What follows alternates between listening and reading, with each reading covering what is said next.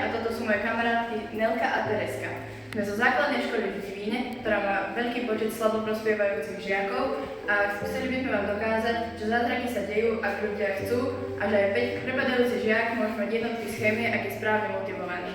Už tretí rok sa aktívne venujeme rovesníckemu vzdelávaniu. Hľadáme cesty, ako povzbudiť slabších spolužiakov k učeniu sa. Minulý rok sme vymysleli veľmi úspešnú magnetickú hru Atomic Game, ktorá sa nielen páčila len vizuálne, ale konečne pomohla pochopiť žiakom, čo sú atómy, ako vznikajú jóny, prečo má fluor najvyššiu elektronegativitu a mnoho iných vecí. A pamätajú si ich doteraz. Pochopili sme tiež, že niektorí žiaci majú problém so svojich základné vedomosti a pojmy. Pridaná hodnota je, ak sa s ním niekto hrá alebo proti niekomu súťažia. Dnes prichádzame s novým projektom, s chemickou hrou, pozostávajúcou z 50 kartičiek s otázkami z chémie z učba 7. ročníka, takéto nejaké, a 3 hracích dosiek.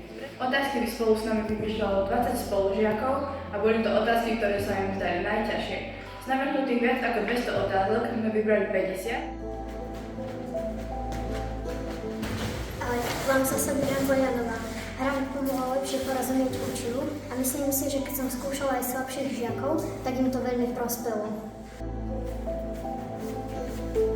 Ja som Veronika Lichá a najzábavnejšie bolo, keď chlapci sa súťažili, kto bude mať najviac kartičiek. A my chceme strašne poďakovať našim kamarátom, ktorí nás povzbudili a pomohli nám.